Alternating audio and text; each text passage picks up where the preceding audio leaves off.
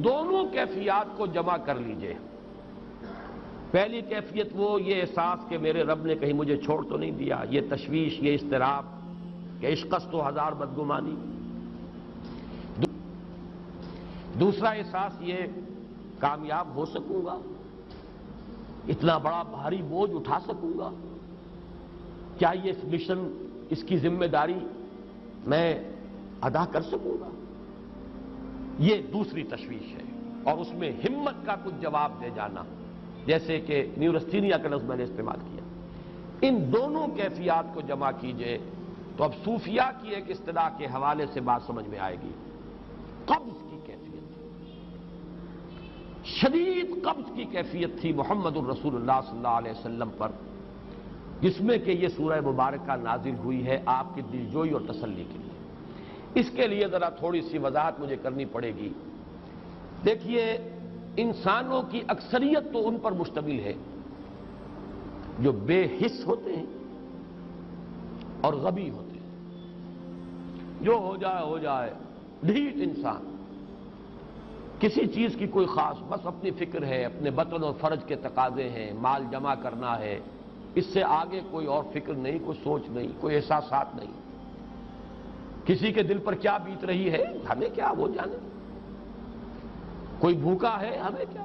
ایک وہ کیفیت ہے کہ قافلے کو دیکھ کر آئے قبیلے کو، اور حضور صلی اللہ علیہ وسلم کی کیفیت وہ ہو گئی جس میں کہ حضرت خدیجہ رضی اللہ تعالی عنہا نے وہ قدم اٹھایا۔ ایک یہ کہ ہوا کرے، ہم کسی کے ذمہ دار تو نہیں، لا ابالی، جیسے آ چکا ہے پچھلی صورت میں، من بخل واستغنی استغنا۔ ان لوگوں کو چھوڑ دیجئے تو ایک اقلیت انسانوں کی ایسی ہوتی ہے جن کے لیے میں دو لفظ اب استعمال کر رہا ہوں، ذہین اور حساس۔ ذہین اور حساس لوگوں میں قبض اور بسط کی کیفیت، یہ مختلف سائیکلز ہیں جو آتی رہتی ہیں۔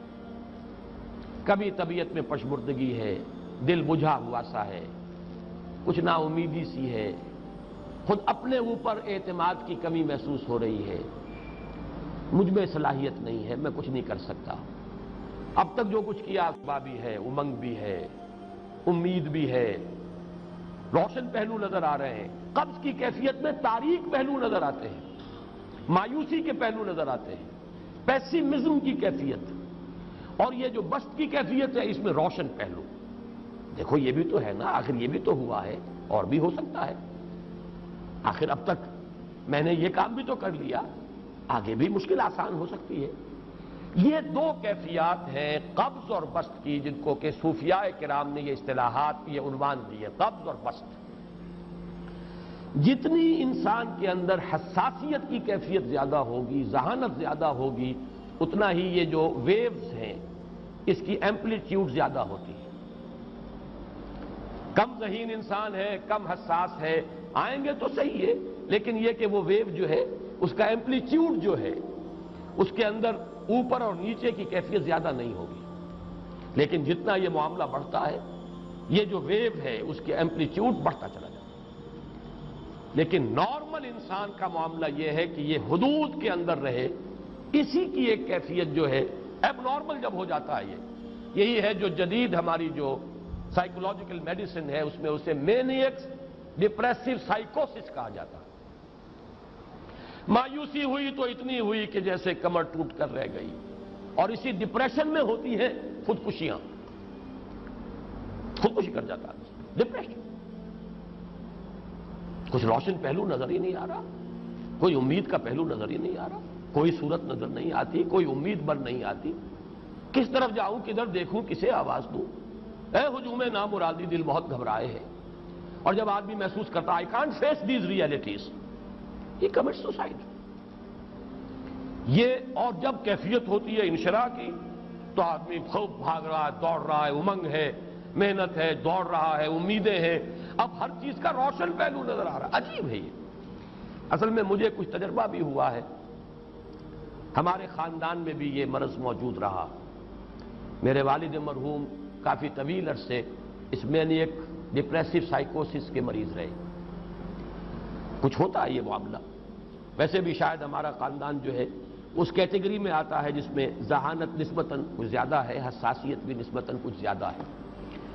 یہ دوسری بات ہے کہ کوئی شخص جو ہے یہ فلسفے کے طور پر اختیار کر لے کہ اپنے آپ کو ڈھیٹ بنا لینا ہے، یہ فلسفہ بھی بن سکتا ہے، لیکن یہ ہے کہ اگر آدمی چھوڑ دے اپنی طبیعت کو تو یہ دونوں کیفیات آتی ہیں۔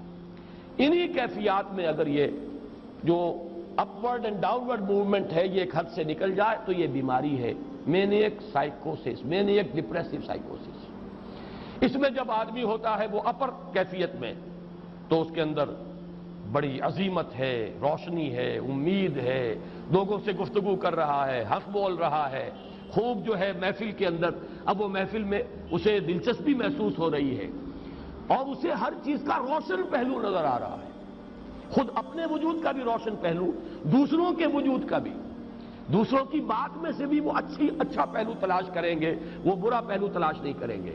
جب دوسری کیفیت ہے ڈپریشن کی، ہر ایک کی بات میں کوئی برائی نظر آئے گی، کوئی اس کی نیت کا فطور ہے، کوئی فساد ہے، کوئی یہ جو ہے بدنیتی کے ساتھ یہ بات کر رہا ہے، کوئی خیر کہیں ہے ہی نہیں، برائی ہی برائی ہے، مایوسی ہی مایوسی ہے، بدلی ہی بدلی ہے۔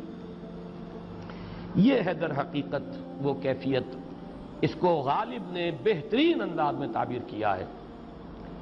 ذہین اور حساس انسانوں میں ان کی جو ترقی ہے وہ انہی مراحل سے ہو کر گزرتی ہے، اور ہر ڈپریشن کے بعد، ڈپریشن میں اس سینس میں استعمال نہیں کر رہا یعنی بیماری کی حد تک پہنچنے والی ڈپریشن نہیں، صرف قبض کی حد تک پہنچنے والا معاملہ۔ ہر قبض کے بعد جب بسط آتا ہے تو آگے ترقی ہوتی ہے، جس کو آپ کہتے ہیں بائی لیپس اینڈ باؤنڈس، آدمی جو ہے چھلانگ لگاتا ہے، گویا کہ ایک درجہ جو پہلے تھا اس سے آگے درجہ انسان کا جو ہے اس سے بلند تر پوزیشن پر انسان پہنچتا ہے۔ ہر قبض کے بعد جو نیا بسط آتا ہے وہ ایک نئی کیفیت، نئی شان، نئی بلندی، نئی رفعت لے کر آتا ہے۔ اس کو غالب نے تعبیر کیا ہے بہت خوبصورت انداز ہے، رکتی ہے میری طبع تو ہوتی ہے رواں اور، یعنی شاعر بھی کبھی ایسا وقت آتا ہے شعر جو ہے اس پر نازل ہی نہیں ہو رہا، شعر نہیں کہہ پا رہا، طبیعت میں رکاوٹ سی ہے، بندش سی ہو گئی ہے، کوئی کلام موضوع ہو ہی نہیں رہا، لیکن پھر جب یہ کیفیت جو ہے بدلتی ہے اور جب پھر بسط کی کیفیت آتی ہے، رکتی ہے میری طبع تو ہوتی ہے رواں اور، پھر اس کے اندر ایک جولانی نئی ایک کیفیت جو ہے انشراح کی، وہ ایک بالکل نئی کیفیت، نئی شان کے ساتھ۔ یہ ہے وہ معاملہ جو ان آیات مبارکہ کے پس منظر میں ہے۔